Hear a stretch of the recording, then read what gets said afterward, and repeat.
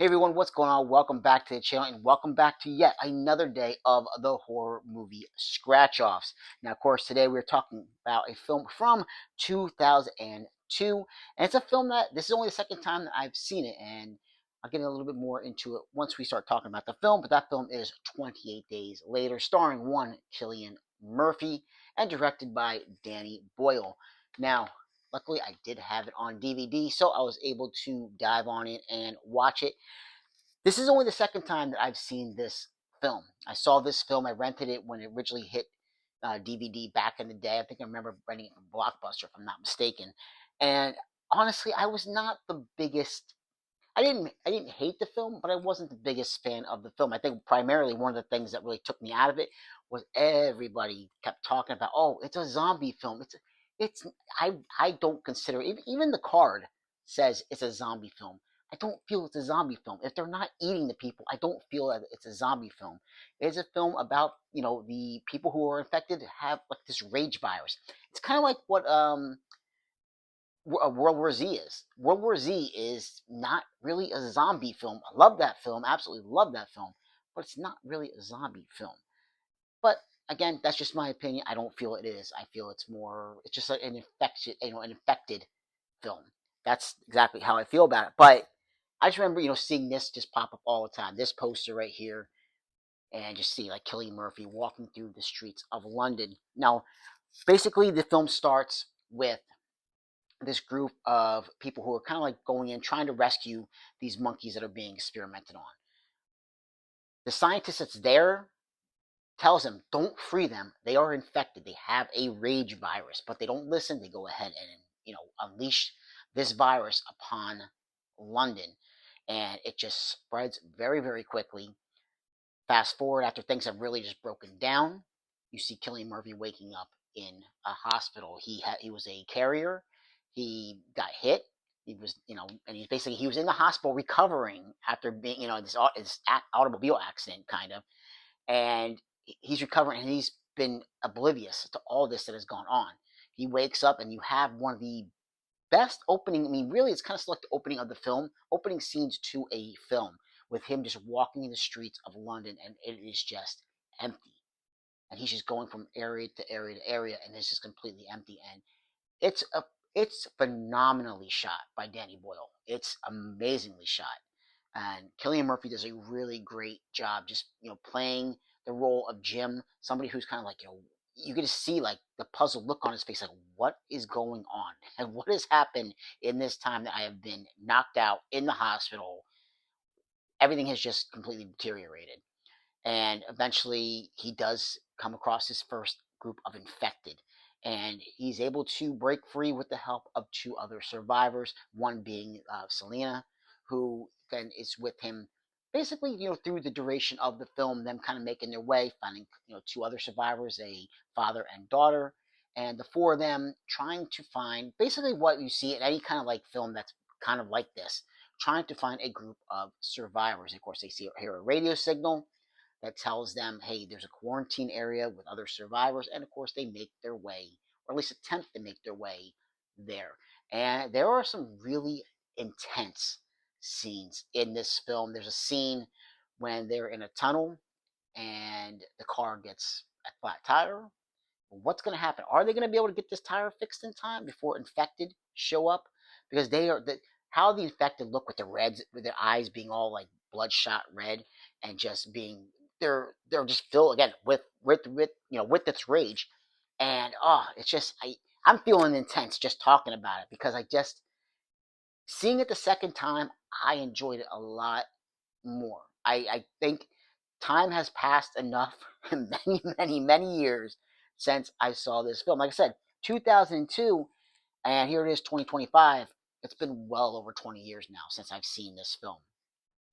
And I like how I can go back and watch a film and just appreciate it a little bit more and see the subtleties in the film that make me enjoy it even more upon, a second or even third viewing. And the same can be said with this one. Some things were different than for some reason I don't remember. I remembered certain things, but there are other things that just they came across better now. And maybe it's because I've watched a lot more films since then. I've gotten really more into film since then, that I'm able to pick out more subtleties that I maybe normally didn't watch back then or look for back then. But I just think it's shot well. There was a scene, again, with these reviews, I'm not spoiling the absolute ending to the film. There is an alternate, which if you do have the DVD, there is like an alternate ending with this one as well. But I just saw, the theatrical ending, which I definitely absolutely prefer. But there are scenes in this film that I think will look great in 4K if we could ever get a 4K release for this particular film. But there's a scene with Jim who he's just standing in the rain, and the rain is just coming down. It's pouring down on him. But I'm watching, I'm just like amazed. A simple shot like that with somebody standing in the rain, it looked amazing. I can't explain it. I don't know, understand why, but it just looked so incredibly shot, especially on for it to come through so well on a DVD. It had a gritty kind of look to it as well, but it was very effective, very effective. And I like the growth of the Jim character throughout the film. And the same thing with the Selena character. He's kind of like has a, what's going on type of, sense at the beginning of the film when you're first introduced to him, but he grows as a character and gets really hardened and toughened by the, at the end of the film. Where Selena, she's really really tough at the beginning when you first meet each other, but she kind of like she softens as the film goes and kind of lets her guard down and really lets Jim into her life a little bit.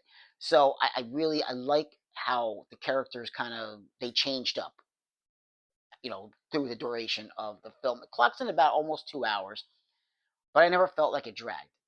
And I kind of feel like it did a little bit the first time I watched this film, but definitely not now. I was keyed into it. I was glued to the TV watching this thing. Definitely enjoyed it. It's a simple type of film. You have this, this infection that's going around.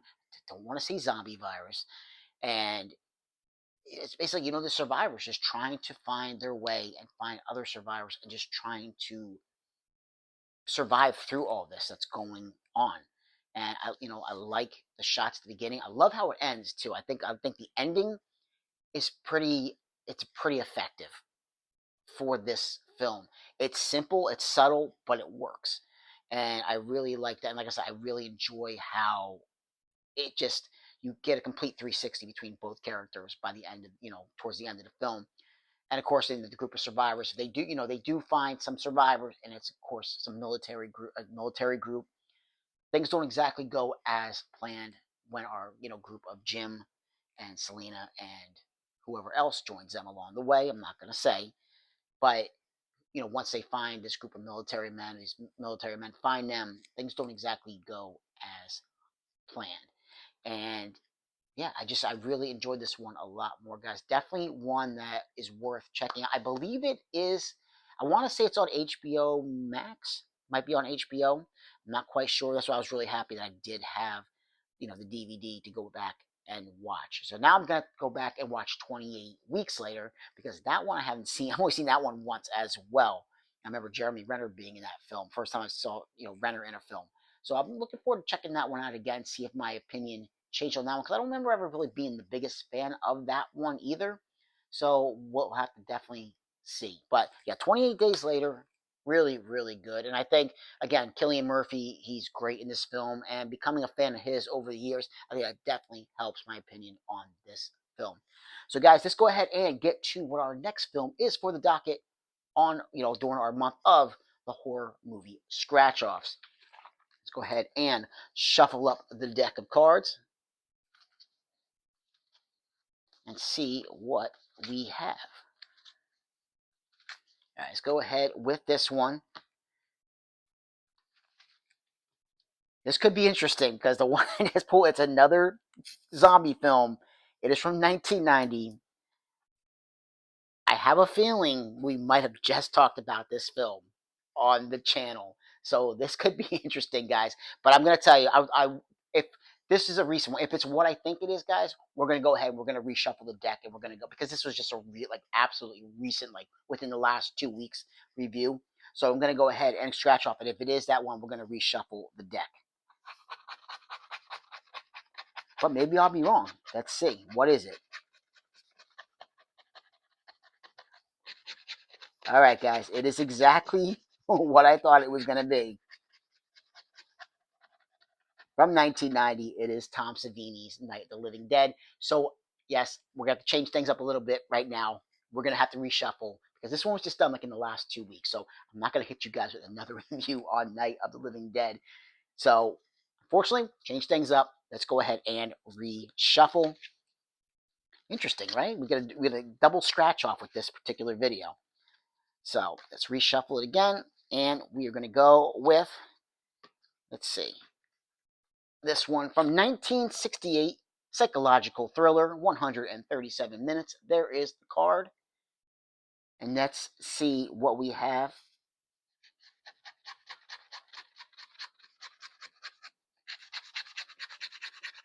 This is one I think I might have to go and track down to check it out, because it is a film by one Roman Polanski, and it is from 1968, Rosemary's Baby.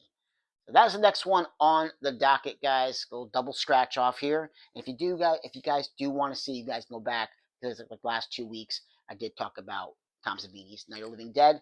But the next one that we're going to continue with is Rosemary's Baby. So guys, like, subscribe, and comment if you get the chance, and I'll catch you in another episode. Take care.